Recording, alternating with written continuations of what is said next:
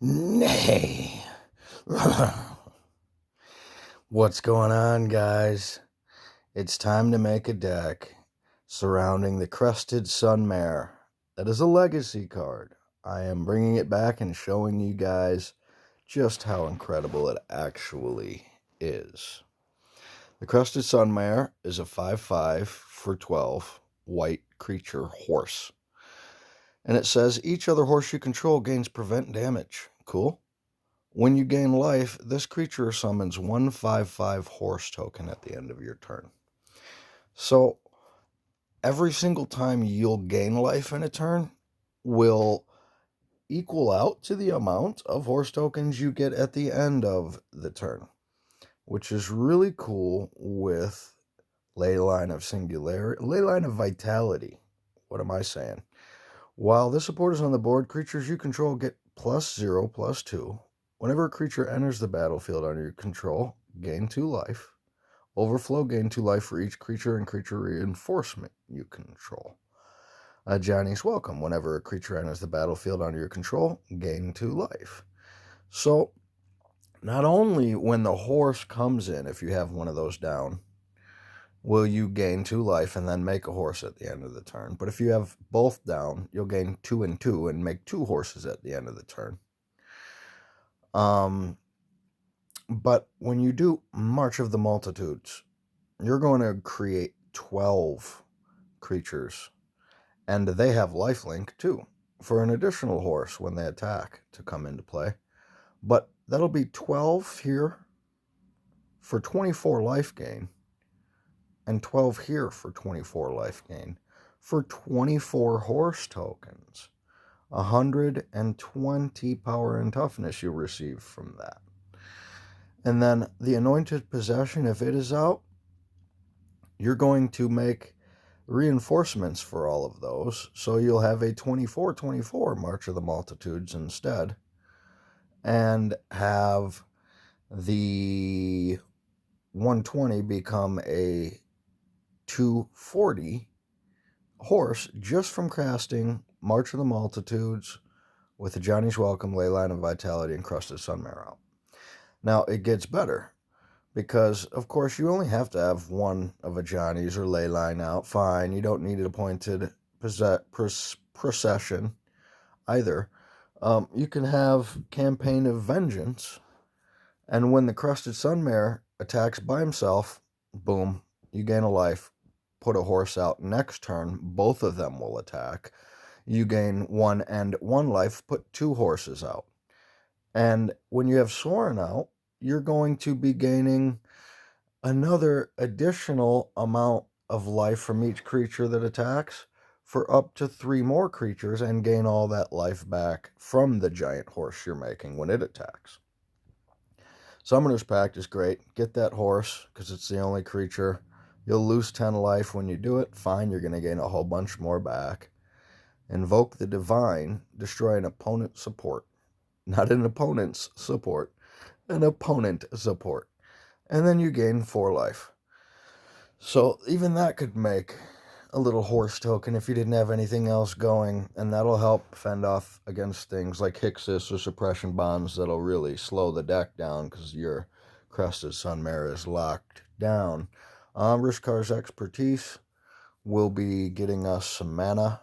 Of course, you could use the green gem conversion spell that costs, like 20, and you gain 30 life just as a source of life gain if you wanted. But Rishkar's is way better for 5, and especially if you don't draw the Sunmare for a little bit, you're gonna be building cards in your hand potentially, and then Rishkar's will unleash and get everything going. Even though there is no technical reason as to why you would hold on to the cards in your hand, but you simply could. Like, you might want to wait a few turns to drop things until you get the horse, because what else are they doing but sitting out there for no good reason to be destroyed? But let's go on and give it a shot. This is the Duets of Mana Spite and Martyrdom fight gain 30 or more life during a single fight, summon 12 or more creatures during a single fight. So this deck is perfect for that. And even the permanent support says whenever you gain life, your first creature gets +1/+1. The permanent support they provide for the fight. So that just works magic with this deck as well. Great. We do have a Crested Sunmare out of the gate. That is wonderful. But you know what? I think I'm going to wait like a turn or two and let that Rishkar's expertise build up a little. That's amazing too, to have that in the start of things. We're going to really be able to get this running. And apparently he is too. Okay. All right. Yeah. Good start for you, dude. Do we want to do it now? I guess. That's fine. We could go another turn. Yeah. We'll go one more turn. Get one more card. And let Rishkar's be able to fill whatever we have coming and get us a little more gem conversion towards our abilities. And it's okay. This deck can recover pretty well. Oh, there we go. That's something I actually am glad to have drawn into. That'll make things go even smoother. All right. There's a free turn. Let's take it.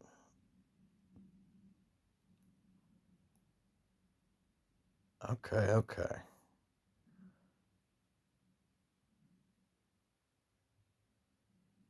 1, 2, 3, 4, and 1 from the Sunmare, and 2 from the Sunmare, 6.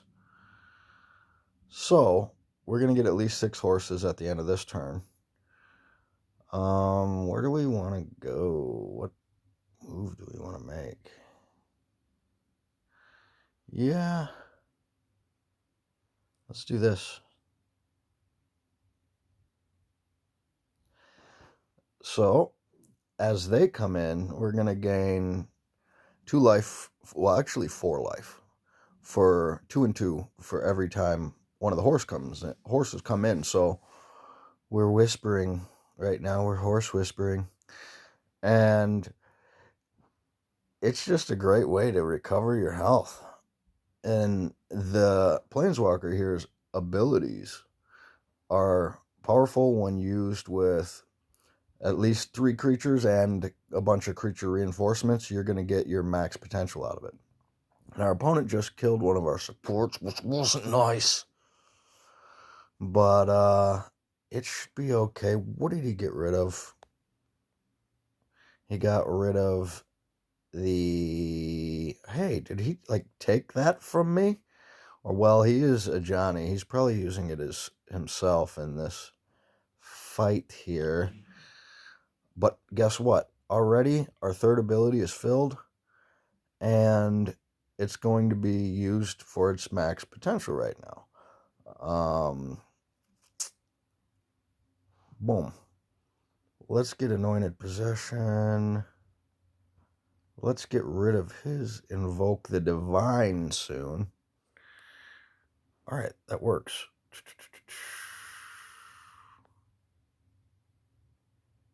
And down here.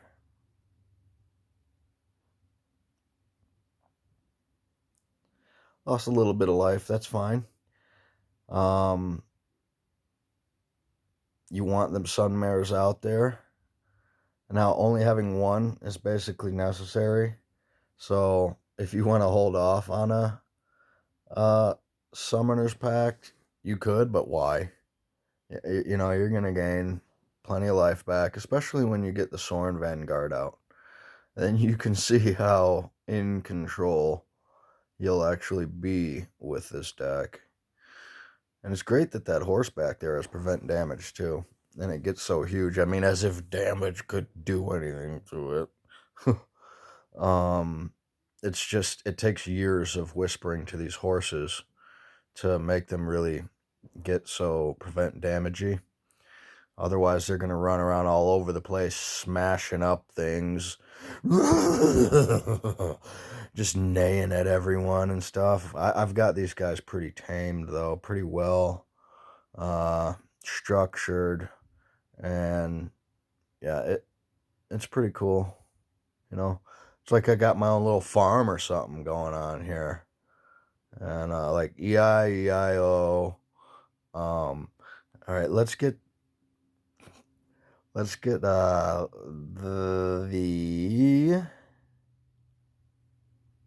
everything out. Cool. 1, 2. So we didn't get the March of the Multitudes running, which is where it really tends to explode. Like this deck, there's so many horses. Could you imagine seeing this many horses running through a field like straight at you or something? You're just sitting there trying to have a picnic, and then all of a sudden a stampede of these horses come at you. Yeah, that's what this deck can do. So I would try it out as soon as you get the chance.